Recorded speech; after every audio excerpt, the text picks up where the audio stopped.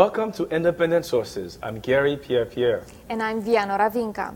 The CUNY TV studio is undergoing conversion to high definition, so we'll be bringing you the next couple of shows from the newsroom at the CUNY Graduate School of Journalism.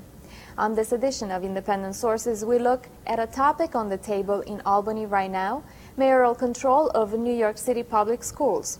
Mayor Michael Bloomberg has more authority over the public school system than any other chief executive in the country, thanks to a law passed in Albany in 2002.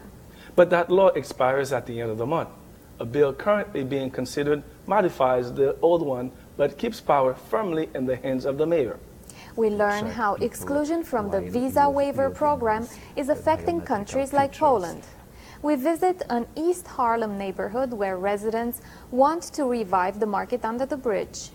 And we meet some high school students putting down roots in radio. All those stories and news of the week after this.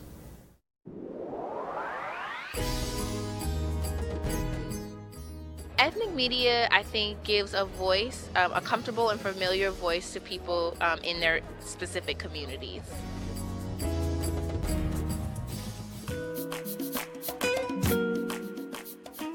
On June 30th, the bill giving Mayor Bloomberg control over New York's public schools and the education of more than 1.1 million school children will expire. Lawmakers in Albany can renew, modify, or scrap the law altogether. Garry recently sat down to discuss the issue with Helen Zellen, a reporter for City Limits, and Deycy Avitia of the New York Immigration Coalition. Tell us, what's the politics of this, and who is against and who is for mayoral control generally?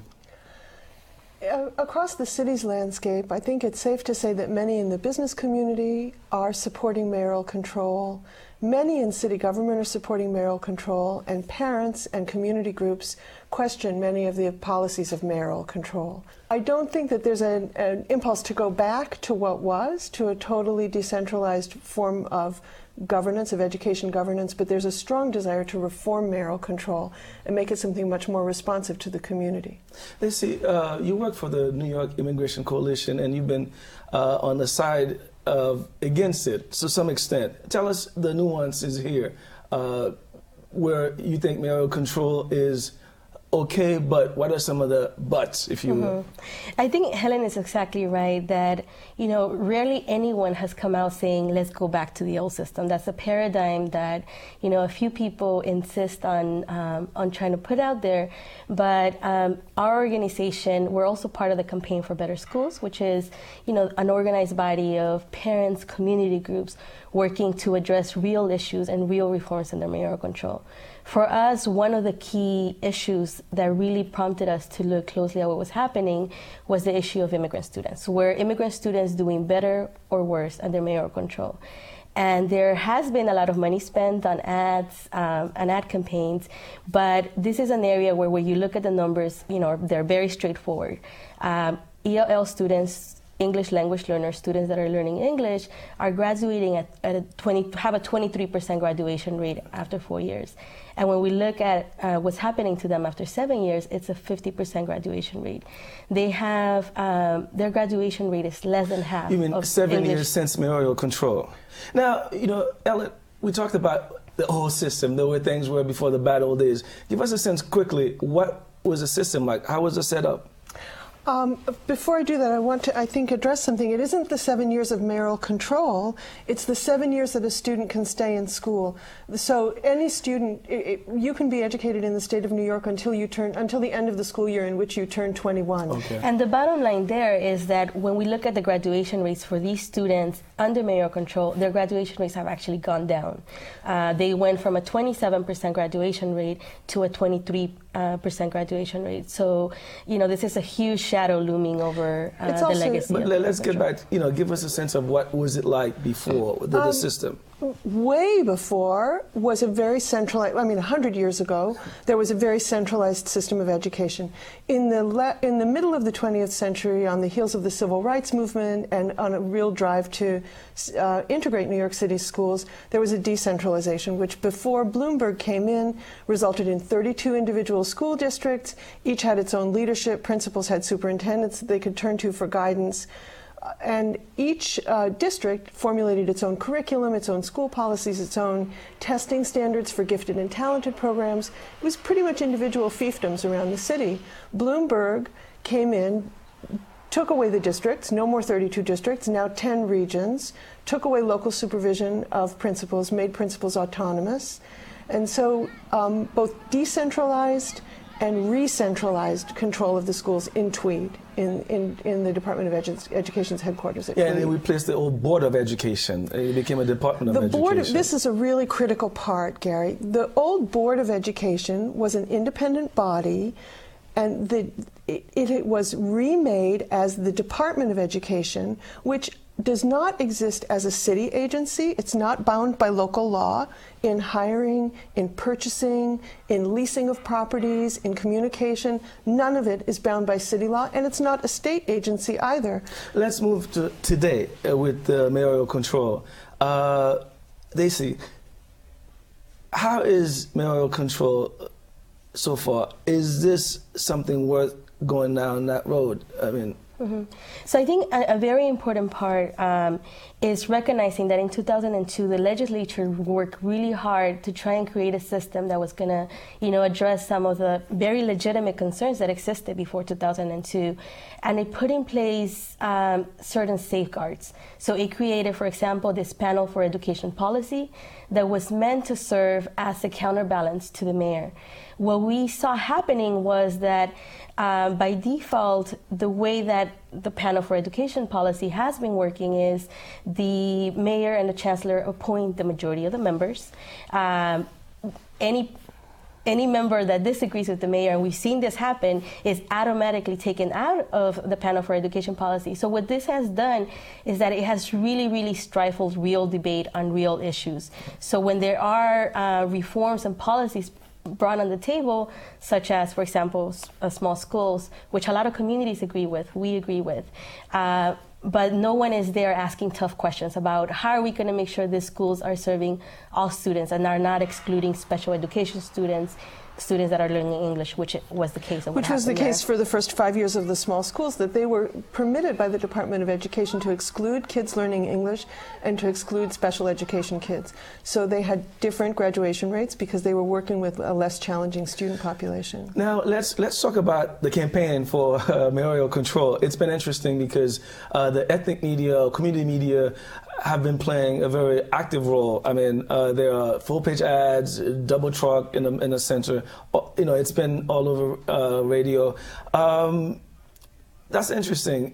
Is it, do you think, because the school system now is about 20% white and the rest either immigrants or African-American and Latinos? Is there a correlation here?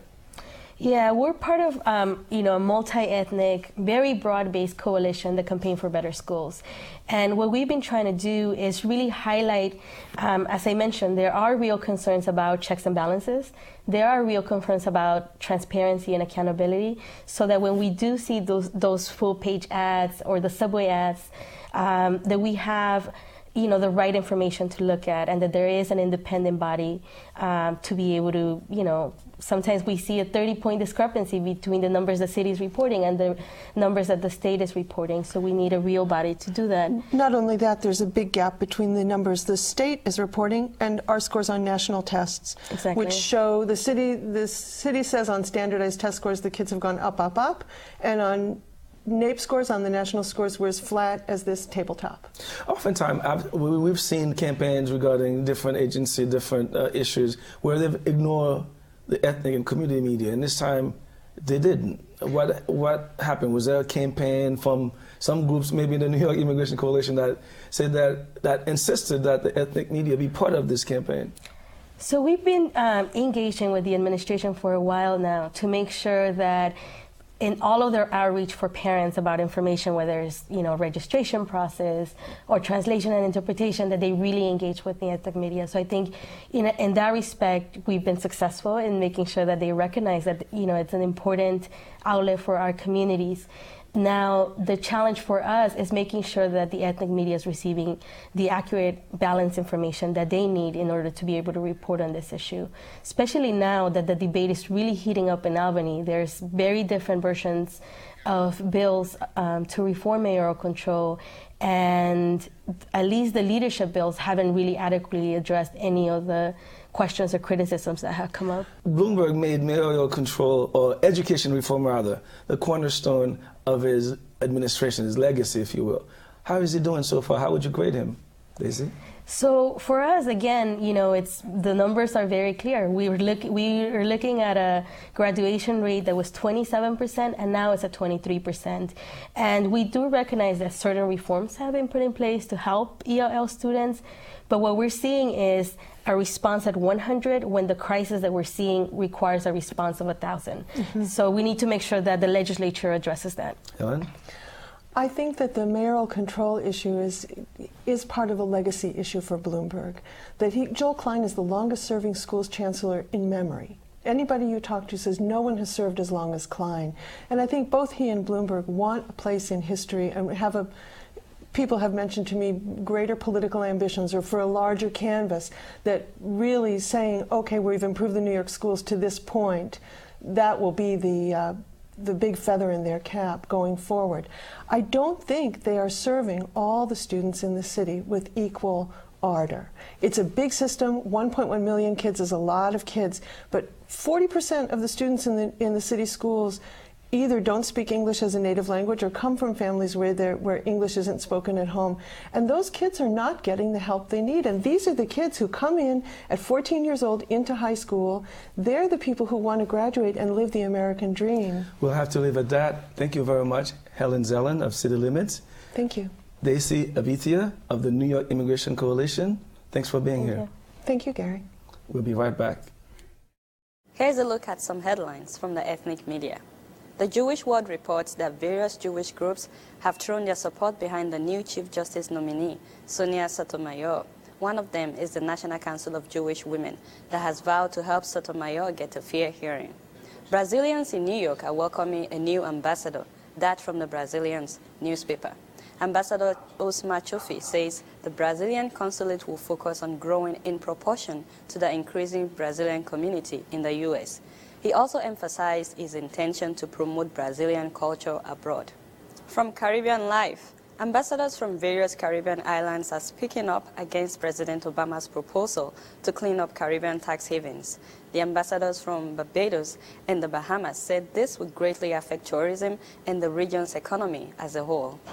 If the proposal is approved, it will go into effect in 2011. New American Media reports that various ethnic media across the nation are considering using cell phones to alert people during emergencies, such as an epidemic or hurricane. At a recent conference organized by New American Media, the Health and Response Management agencies acknowledged ethnic media's role in reaching non-English speakers. The group discussed having a system of translating information quickly and sent out via cell phones to the ethnic media's audiences. From the Jewish Forward, the Jewish cookbook collection at New York's Public Library is now larger than that of the Library of Congress. The collection may even be the largest in the world.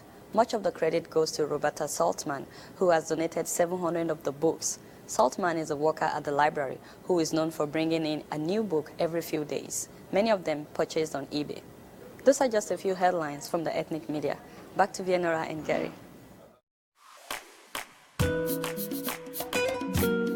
The Visa Waiver program allows citizens of other countries to travel to the U.S. for business or pleasure for up to 90 days without having to get a visa.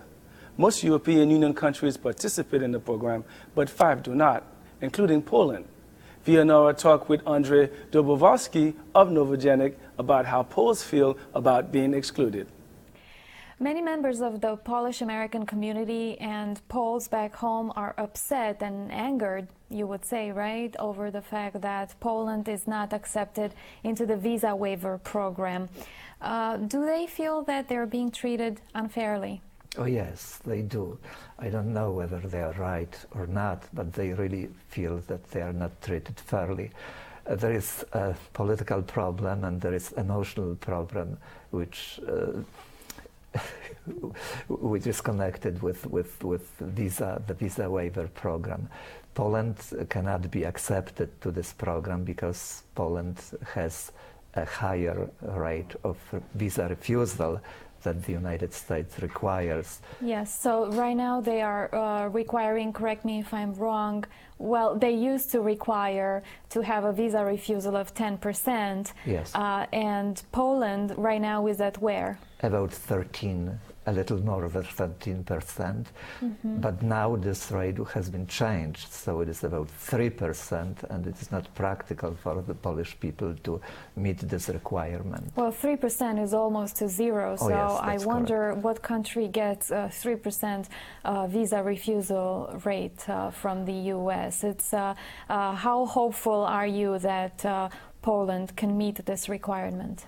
I don't think that Poland can meet anytime soon this requirement. We can hope that this requirement will be changed, and it is supposed to be changed as soon as the American government will have a special system, a biometric system, which allows the American authorities to check people while using this biometrical features. And it was supposed to be beginning this month, but for some reason Americans are not ready. So we don't know when they will be ready, perhaps in a year, perhaps in 2 years, nobody knows it, and it is also frustrating. It's frustrating because Poland has been such a staunch ally to the U.S., and Poland sent troops to Afghanistan, to Iraq, and Poland allowed the U.S. to deploy its anti-missile shield on the border with Russia. How do you think the community feels about this? I think that our community doesn't feel very good, because on the one hand we are told that we are a special friend, that we have a special strategic relations between Poland and the United States, and on the other hand some people feel that they are treated as citizens of the second category.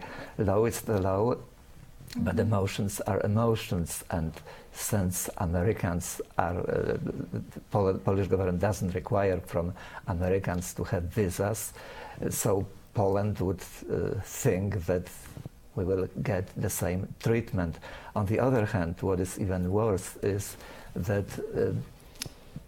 issuing of visas is not clear, that we cannot be sure while applying for, Polish citizens are not sure while applying for visas that they will be able to enter to the United States, because they pay for visas, but in fact they don't get visas as long as they don't enter the airport in the United States. And once they come here, they can be you have arrested, to spend money. or they have to if there's anything wrong and they come here, they have spent money. And let me just add that when you apply for a visa, you spend the money for the visa, and even if you refuse the visa, you don't get the money back. Not only for a visa, because you have to spend money for the plane. You have to spend 9 hours or so in the plane, and it occurs that you are not allowed to enter this country, which is very frustrating, and it concerns some people who are older.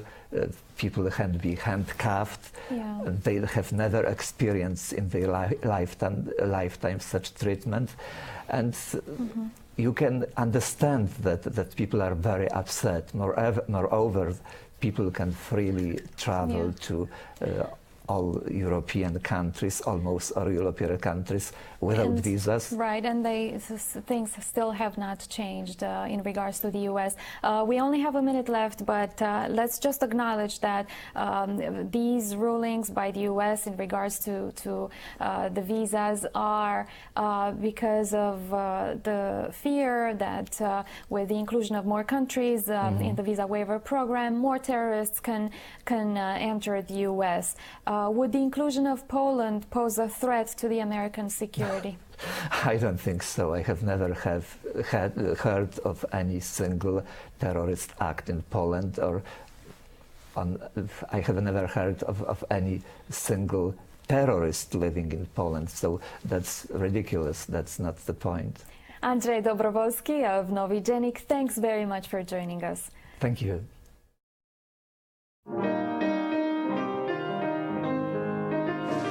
I'm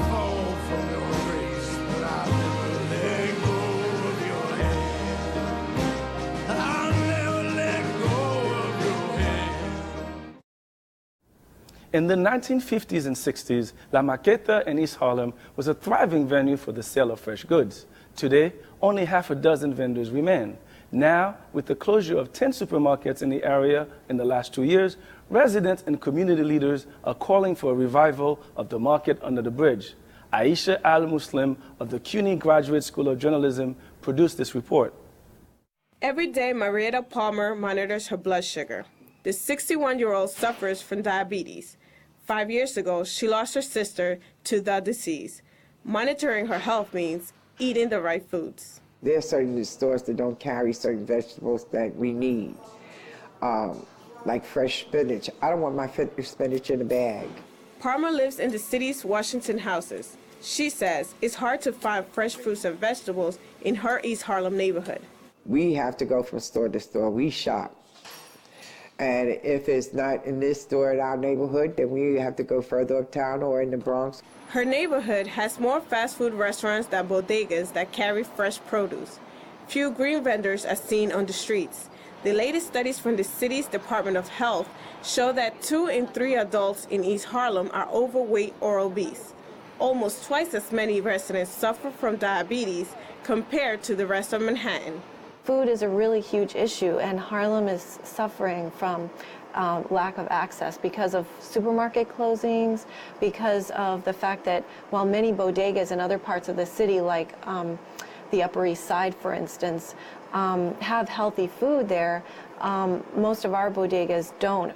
Years ago, this community did have a thriving market where you could buy fresh fruits and vegetables. It was right here at La Marqueta on Park Avenue under the Metro-North Railroad tracks from 111th Street to 116th Street. La Marqueta opened in 1936. At its peak during the 60s, the city-owned market included 5 buildings with 510 stalls. Now, only an open plaza and 1 building remain in use. 80% of that building is empty. Just 6 vendors occupy the space. I've been here so long that people remember me, even though they've moved out of the area. They still come back to me because this product is not readily available throughout the city. And when they want bacalao, they'll come here. Over the years, the city has tried to revitalize the site. Recently, the city's Economic Development Corporation asked potential investors to indicate their interest. East Harlem's community board and local activists don't want to see this latest attempt fail. I think right now there is a political will to get it done, particularly because of the economic crisis. It's kind of an inverse relationship. Economic crisis, but now opportunity. Some community activists wonder if a traditional farmers market would work a la Marqueta. They would rather see the community have a financial role in the market. I think that wasting time and energy and monies on bringing small groups of farmers once a week does not have the impact on health and good eating that it should have. And I think that we can combine all of that and have a larger market. With the price of food the way it is now, it is hard for those that are on fixed incomes. This would be a perfect market for them because you get to pick your own vegetables in there. The city hopes that the buying power of close to 25,000 people living within a quarter mile will attract enough developers to rebuild the historical market. For independent sources, I'm Aisha Al-Muslim.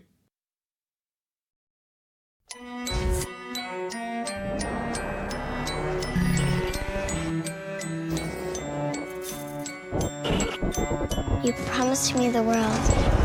Is this what you had in mind? Every choice we make has a consequence. Help EarthShare and its members restore balance to the world. Visit earthshare.org and see what you can do.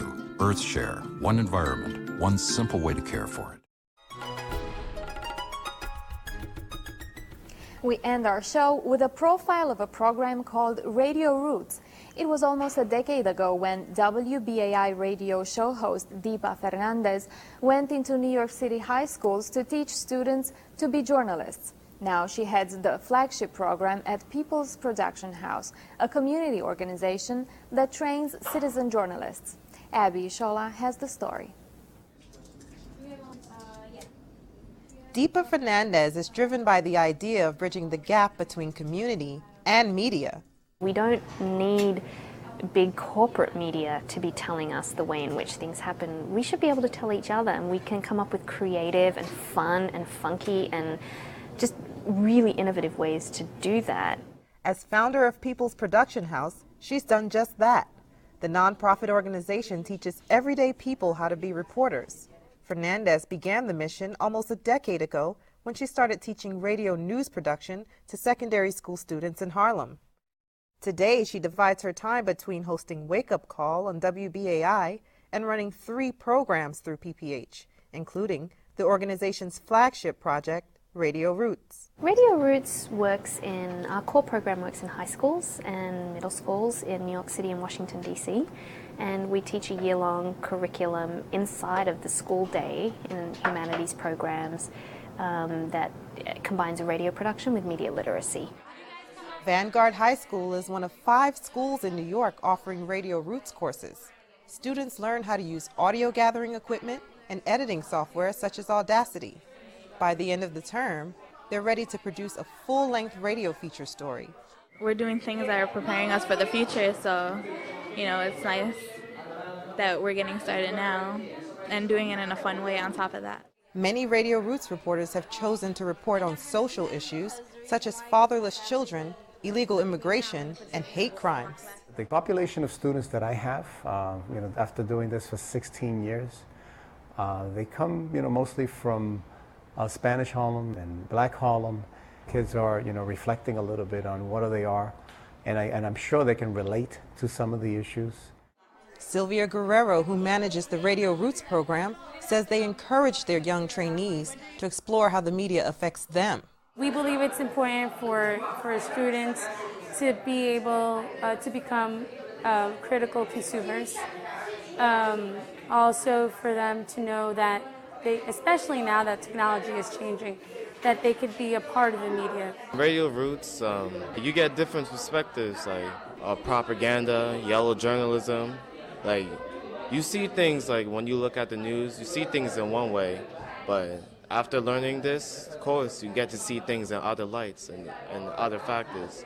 The program doesn't end when the school year wraps. During the summer, students can opt to participate in PPH's Media Leadership Training Program.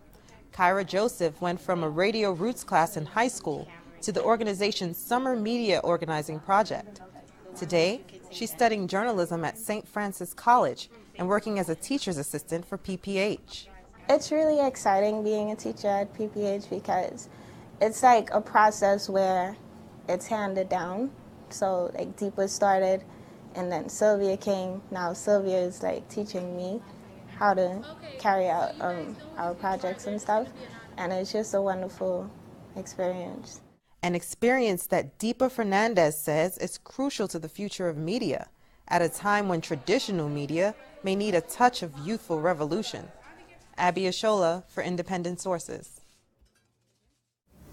That's our show. Thanks for watching, and we'll see you again next week. In the meantime, be independent-minded.